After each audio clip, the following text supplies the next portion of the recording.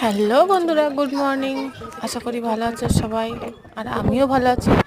আর আমি আছি মায়ের বাড়িতে। এই যে ঘুম থেকে উঠে পড়েছি, উঠে সকালবেলা কিছু জামা কাপড় কাচতে হবে, তাই চলে এসেছি। আর এই যে আমার সঙ্গে এসেছে আমার দিদির ছেলে আর আমার মেয়ে। এরকম আমি ক্যামেরা এখানে লাগিয়ে জামা কাপড় কাচতে গেছি, ওরা এসে দাঁড়িয়ে সামনে দাঁড়িয়ে দাঁড়িয়ে দেখছে যে ও কত বড় হয়েছে।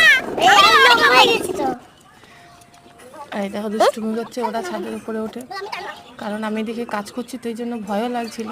তারপর ওরা নিচে চলে গেল, আমি এই বলে জামা কাপড়গুলো মেলছি।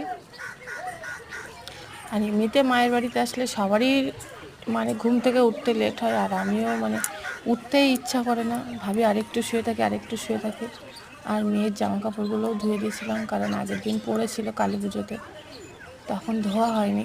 আজকে ভালো রোদ ছিল, ভাবলাম ধুয়ে দিই সকালবেলা উঠে। আর ইচ্ছাই করছিল না যে কিছু করি। এবার আমি ব্রাশ করবো, তাই ভাবলাম যে ছাদে নিয়ে গিয়ে জামা কাপড়গুলো ধুয়ে দিই। আর আমার জামা কাপড়গুলো ধোয়া হয়ে গেছে। আর আমি একটু মানে রোদ্দুরে দাঁড়িয়ে দাঁড়িয়ে মানে সময় কাটাচ্ছিলাম যে কি করব। আর এই দেখো মুখ ধুয়ে আমি নিচে চলে এসেছি।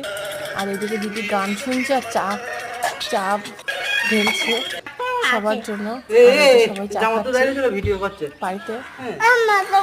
এই বাড়িতে আসলে যেন একটা অন্যরকম আলাদা মানে সময় কাটায়। আর বাড়িতে সময় কাটায় ভালো লাগে না, এখানে আসলে যেন একটু মনটা অন্যরকম লাগে, ভালো লাগে। তোমরা সবাই জানো যে কেমন লাগে বাপের বাড়িতে আসলে মেয়েদের আলাদা একটা মানে ভালো লাগে, সেটা তো আর বলে বোঝানো যায় না। সকালবেলা উঠে একটু ভাই গান ছেড়েছিল, গানও শুনছিলাম, বেশ ভালোই লাগছিলো। আর যেহেতু বাড়ি যাবো তো এই জন্য মনটাও একটু খারাপ ছিল। আর এই যে মা সকালে সাদা ভাত করেছিল, গাছের থেকে